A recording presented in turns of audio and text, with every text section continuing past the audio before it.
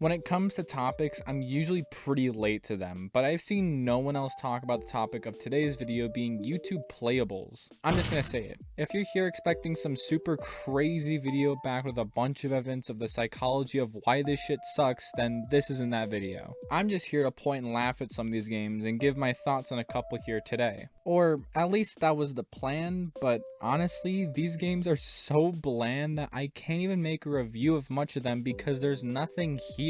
So instead of making a review for each of these, I'm going to put them in a tier list, from the top being bearable to the bottom being put my head in a meat grinder. I mean, you guys seemed like the last time I did some baby crying, so here you go, here's more of that. Also, I'm not reviewing all of these, but let's say 5 of them. I'll talk about 5 of these games and see where my sanity is. Alright? Also, if you enjoy the content at all, consider watching my other videos with the playlist at the end of the video, and if you enjoy them, then subscribing is the best way of supporting me. Alright, here we go, starting off with... This is the one you've probably seen the most, called Tall Man Run, and the concept is straightforward. You run into these blue gates to either get taller or fatter so you have enough defense to get through the roadblocks and get to the boss for bonus gems. What do the gems do? From what I can tell, absolutely nothing. You move by holding the mouse button and swiping left and right to turn. To boil it down, it's a nothing burger. It's just a caveman game. BC number go up, it's good. And that's it. There are obstacles like walls, bombs, signs, and these little goobers. I really wish I could say more, but that's it. There's nothing here. The only other thing I can give is once you get off a zip line, your character will glitch out and stay under the map, sometimes not being able to finish the level. Now, I'm no game designer or coder, I just talk about video games. But how do you fuck this up? This should have been something during testing, not in the final product. As for the tier list, I'm gonna put this at Seek Therapy because goddamn was this shit miserable. Next up is Stack Bounce, and in this one you play as a ball and you're meant to slam through all the colored platforms, that's slamming the black ones, otherwise you're sent back to the beginning. While slamming down, you gain energy, which when filled, you get to slam super fast regardless of the color of the platform. There is an incentive to progress, unlike Tall Man Run, where you unlock skins like a square, donut, and a weight. Overall, I'd put this in time as slowing down. It's not bad, but I could see why people would play this one. It's an alright time. Moving on, we have Attack Hole, and I'm just gonna rip off the bandage.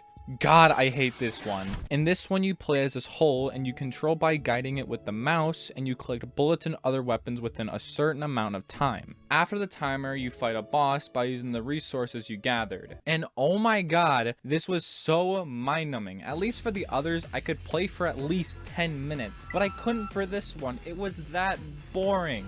The boss fight isn't much of a boss. You hold down one button and maybe switch weapons, and that's it. You did it. Gold fucking star. As for the tier list, it's going to put my head in a meat grinder. If you decide to play these after the video, don't bother with this one. It's awful.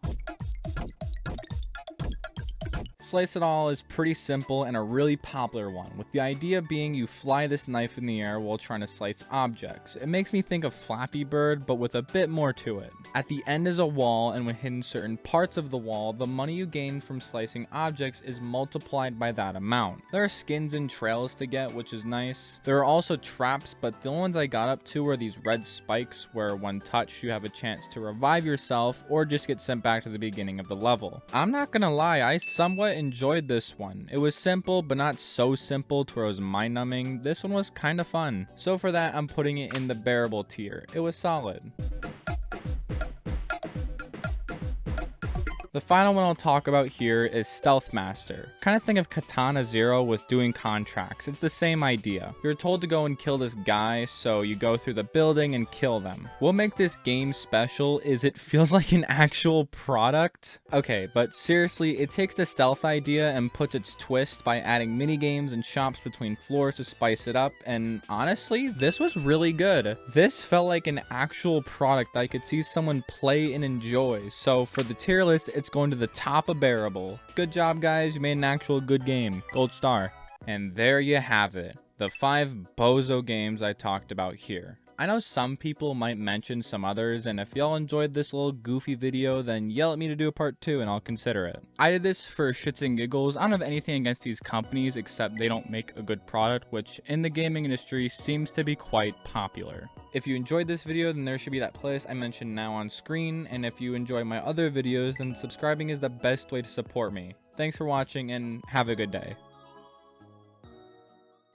Now, this is where the video would have ended if I didn't leave you all in the dark for about 6 to 7 months.